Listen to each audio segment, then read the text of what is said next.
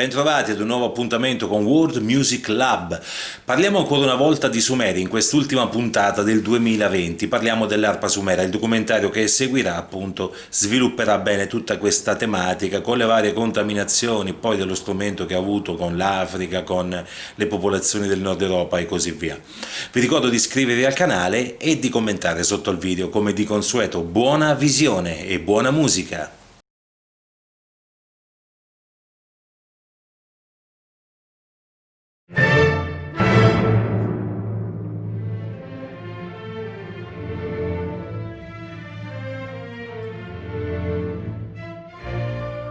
Il primo esempio di ingegneria musicale arriva proprio da loro. Nelle pitture rupestri, per esempio, non si hanno documentazioni sulla costruzione di ipotetici strumenti musicali. Invece, con i Sumeri, la situazione è molto differente. I Sumeri sono considerati la prima civiltà urbana, di concorso con quella egizia e quella del fiume Indo.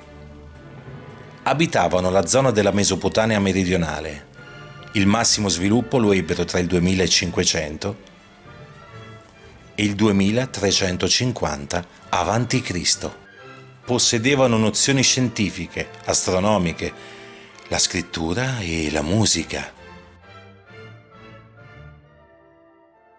Lo strumento più importante del mondo antico è proprio uno strumento musicale sumero, l'arpa.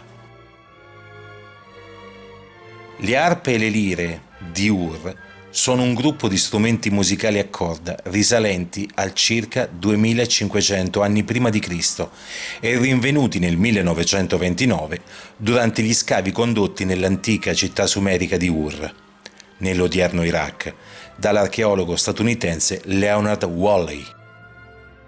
Si tratta dei più antichi cordofoni di cui si abbia testimonianza. Gli strumenti ricostruiti sono conservati in 3 diversi musei: il Museo Nazionale Iracheno di Baghdad, il British Museum di Londra e allo University of Pennsylvania Museum of Archaeology and Anthropology. I reperti, 3 lire e un'arpa, furono rinvenuti durante gli scavi nelle tombe di Ur, condotti tra il 1922 ed il 1934 da un gruppo di archeologi provenienti dal British Museum e dal Museo della Pennsylvania. La scoperta degli strumenti musicali fu fatta nel lontano 1929. I resti degli strumenti si trovavano mescolati con i corpi sepolti nelle tombe. Leonard Woolley, che diresse gli scavi, commentò la scoperta con le seguenti parole: come se l'ultima suonatrice avesse avuto il suo braccio sopra la sua arpa. Sicuramente ha suonato fino alla fine. L'arpa si modificò strutturalmente durante il periodo greco prima e romano dopo, così come il numero delle corde. Le scale greche utilizzavano 4 note, l'evoluzione poi la fece da padrona. In Africa le arpe si cominciarono a presentare con meno o più corde, in base alla cultura del popolo stesso che le utilizzava. Un'altra importante evoluzione si ebbe con le popolazioni nordiche, forse grazie ai Romani, dove nel 138 d.C. l'imperatore Adriano edificò persino il Vallo Adriano per tenere lontane le popolazioni delle Highlands, che confinavano appunto con la Britannia, che era un dominio chiaramente romano.